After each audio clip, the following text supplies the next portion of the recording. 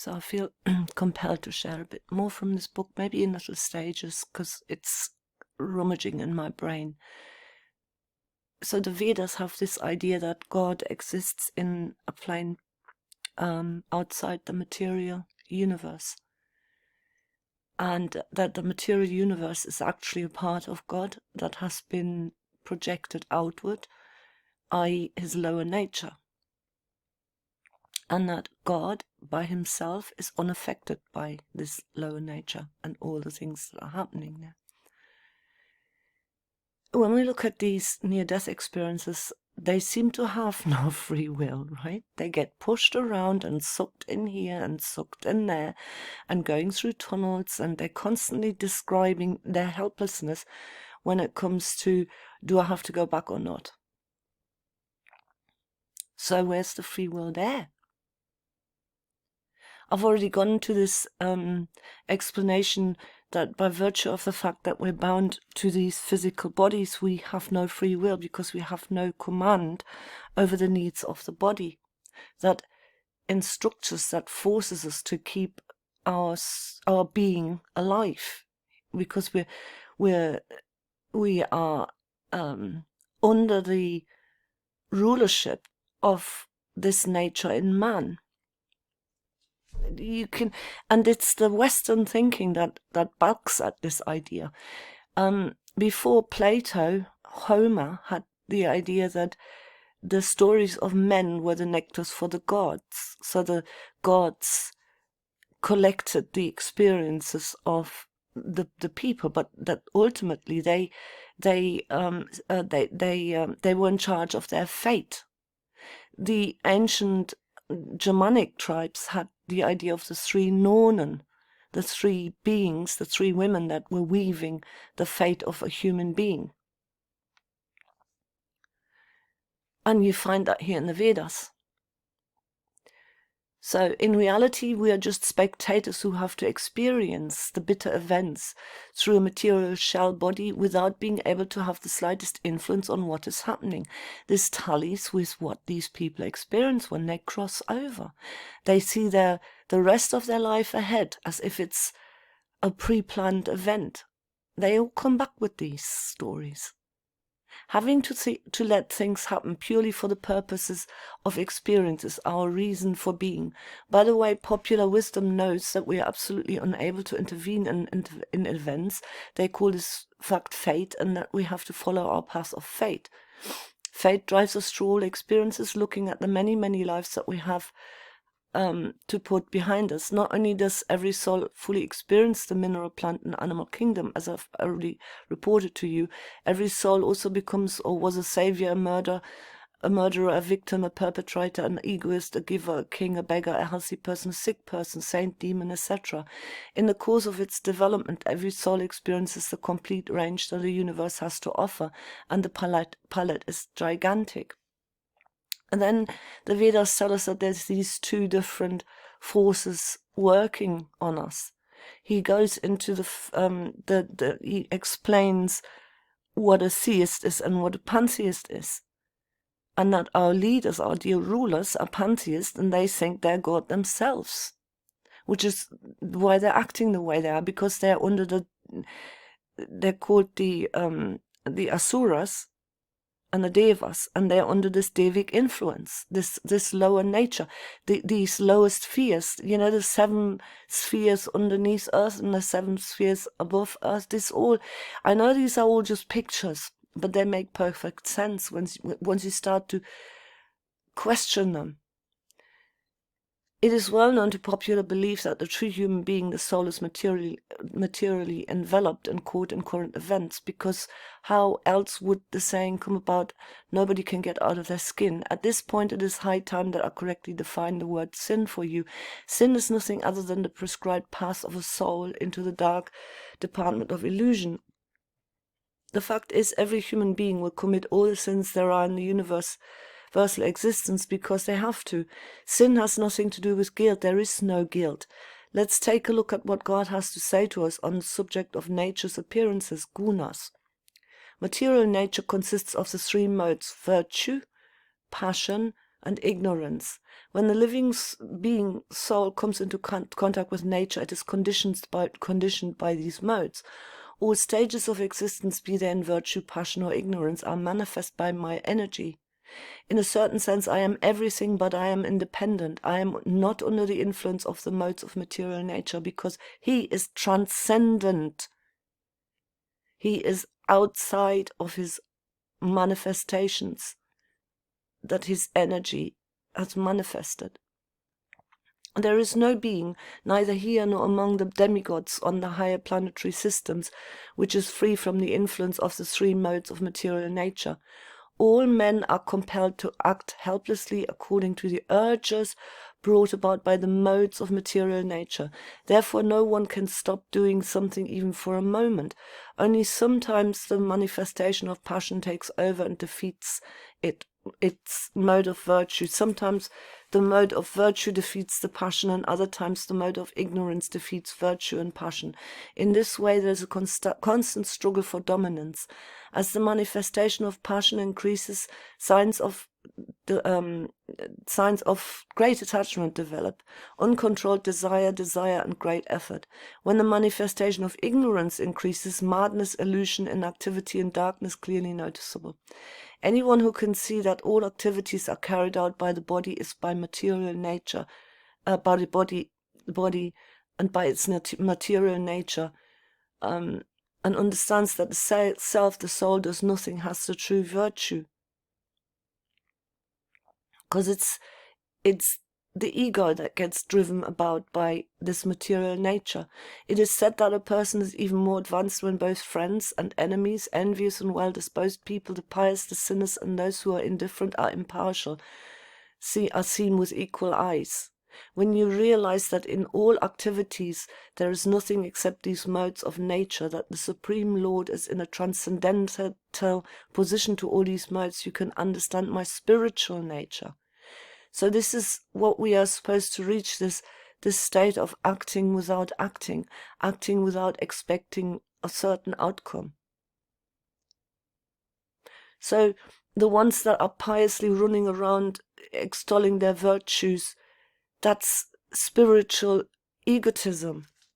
That's again, look how good I am, look how spiritual I am, look how brilliant I am, you are so much less than me. That's another acting, for the sake of being rewarded with I go to heaven afterwards. When God says both things, all the deeds you do are of the same value to me. I do not judge. The external forces to which we humans are so helpless always lead us to certain actions. We are forced to do actions that are intended for us by forces beyond our control. There's no better way to express our helplessness when it comes to acting on our own initiative. So the forces are only there to force us to do very specific actions that bring us to the term karma, which means something like action deed. We all know that there are good deeds, less good deeds, and bad deeds, but bad deeds that occur under the influence of tamo guna, ignorance, are called vikarma in the Vedas. Such actions result in humility and painful reactions for the soul, which must commit these actions, as you already know. Good deeds that occur under the influence of sattva guna, virtue, are called fruitful activities, and they uplift the soul. Now hold on tight. God tells us very clearly in the Vedas that both are bad for the soul. Good deeds that elevate the soul and bring fruit are just as bad deeds that degrade the soul and bring suffering. Someone still understands this world, or rather the universe. Well, at this point it is not that easy to understand, but we'll come up with a reasonable explanation. Since God knows that no soul bears the slightest guilt for anything it is forced to do, he does not judge in terms of good and evil. Good and evil are logically equally valid for him, and which doesn't apply to us miserable souls chained to matter and illusion, since we humans are forced to. This conjures up that little image that you have in the tarot deck. This beast, half man, half animal. The human beings chained to their physical desires, to their animal nature.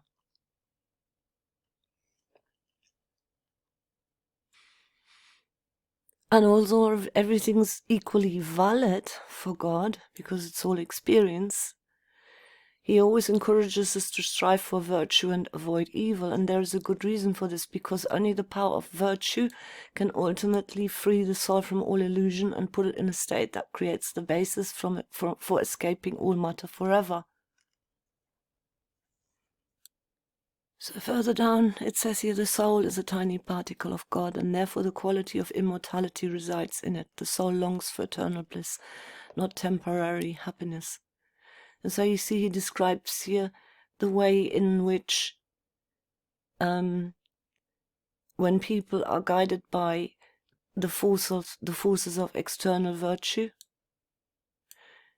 but believe that they themselves have created this virtue within themselves by willpower.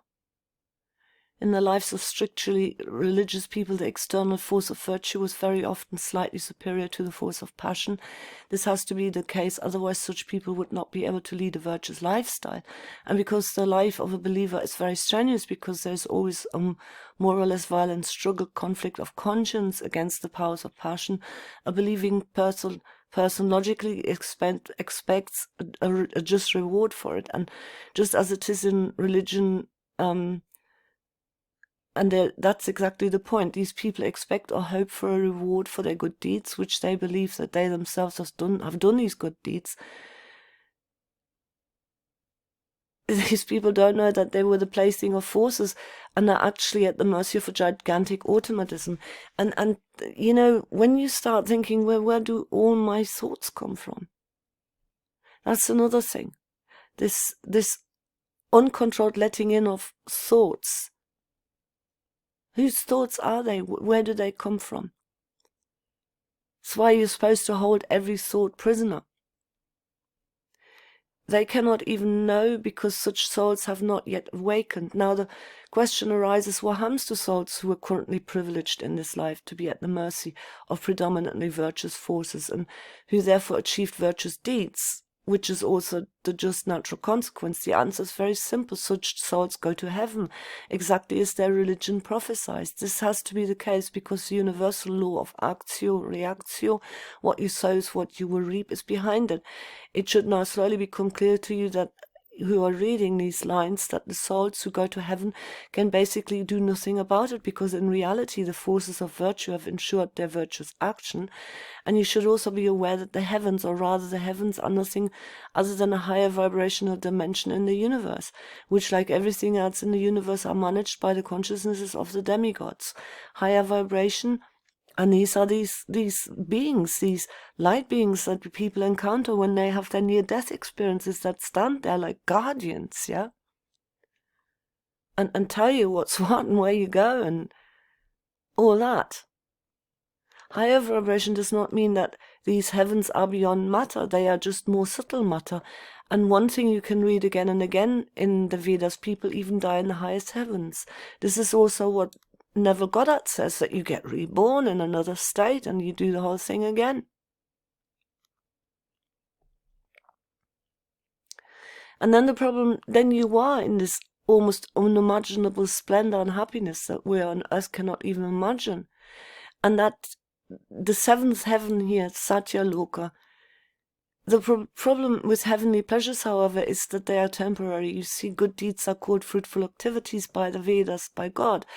This means that if someone has sown good deeds, he will reap good fruits, and you can live from your harvest, but only until the good fruits have been eaten, and there's no different in heaven than on earth, as above, so below. And when the good fruits have been consumed, or to put it another way, the good karma is worn off, then the soul falls again, and the dramatic circle starts again. And he says here, actually, it is a blessing to be in this earth realm, because here the illusion is the thinnest and you can see through the Maya. Because once you're in these heavenly places, you are fulfilled, yeah? So there's no longing there. Because this longing has been partially fulfilled, even though it's just an illusion. Because you still have not found your goal. The soul is a tiny particle of God, and therefore the quality of immortality resides in it. The soul longs for eternal bliss, not temporary happiness. And I think we can all feel that longing inside. And it becomes more urgent the lower you've fallen into the state of matter. So what use are the heavenly realms to you that have no lasting existence? And here's how the church prays on that. Promising, the heaven. Those souls who are not yet awakened but who produce fruitful activities on the basis of the power of virtue, sattva guna, and hope for heaven in return are just as attached to matter, albeit a more subtle one, as those souls who are controlled by the forces of ignorance, tamo guna, and are therefore addicted to material egoism. I'm so spiritual. Come to me. Pay me. I'll tell you how it's done. I'm the church. Give me money. We'll tell you how to go to heaven. The priests will pay for you, and your soul will go to heaven. So it is the case that ultimately all actions, bad deeds as well as good deeds, chain the soul to matter and thus to birth, suffering, and death. The chains of matter. Now, of course, the question immediately arises, what should people actually do? How should they act? The question is answered shockingly simple by the God in the Vedas. Men should not act at all. It is clearly written there again and again. Non-action is referred to as akarma in the Vedas. Non-action means the soul has recognized that it is not the doer at all, but it is always only the performer. When a soul enters this state of consciousness, it transcends all actions that its material shell commits, compelled by the forces of the gunas. Transcending means she knows that all actions are according to God's universal plan, and that she herself does not do the least, that has not the least influences over these actions. In other words, the soul is seen through the game, but is still within the events in which it cannot intervene.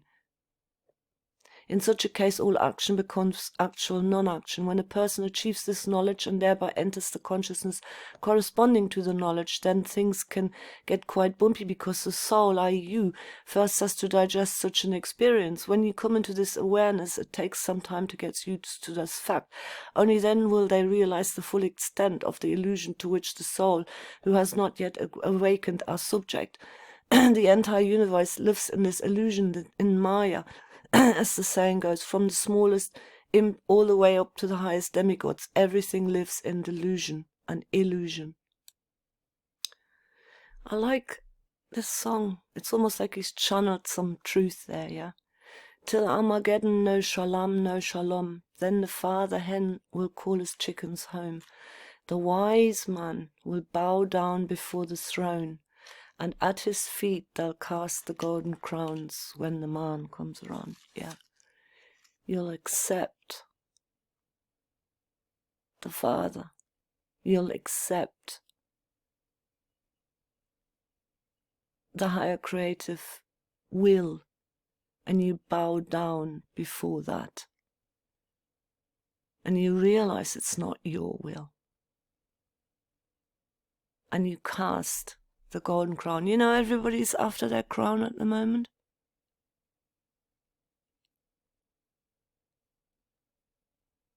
Cast it at his feet. That's called surrender. And when you surrender, you become free.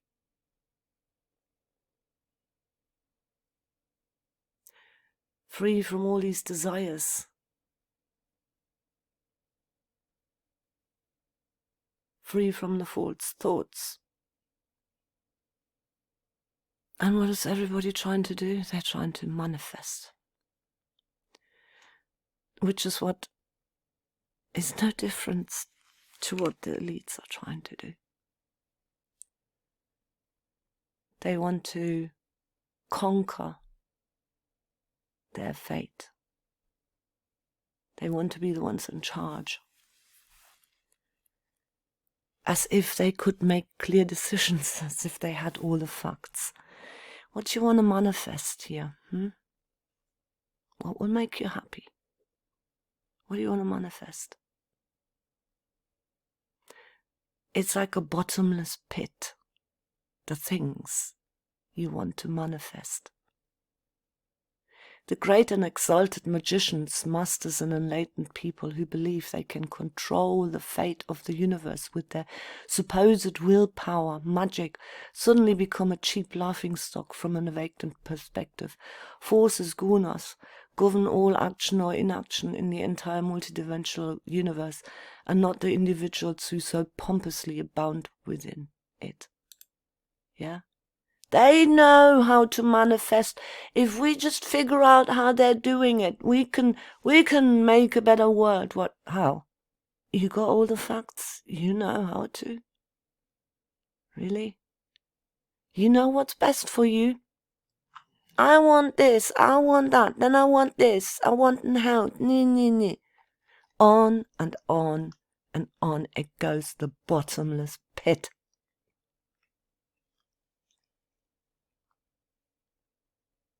Is that really the end of all wisdom, the pinnacle of enlightenment? When you become the big manifester, because you're like God, I am a fractal, so I should be able to manifest this, that, the other. Right? Because I know what's best for me. I do. I know what's good for me. Really? Do you?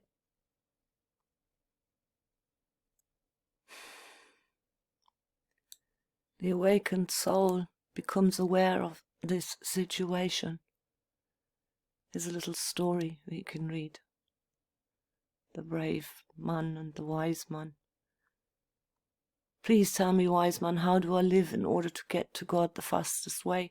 The wise man looked deep into the brave man's eyes, gave him only 2 words and responded, live on.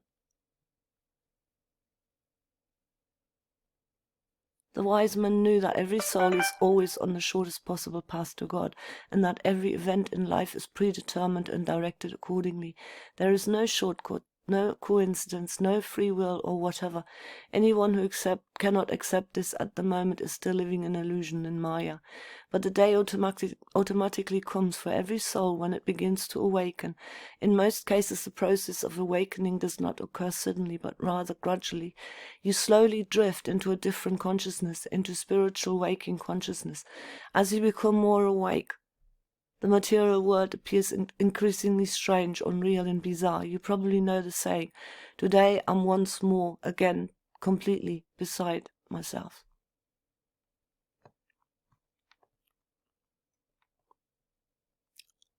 I'll maybe do another one later on, at some other stage. I just thought this was so appropriate after I just listened again to this lady who professes to have all the wisdom and teaching everybody how to manifest a better life for themselves.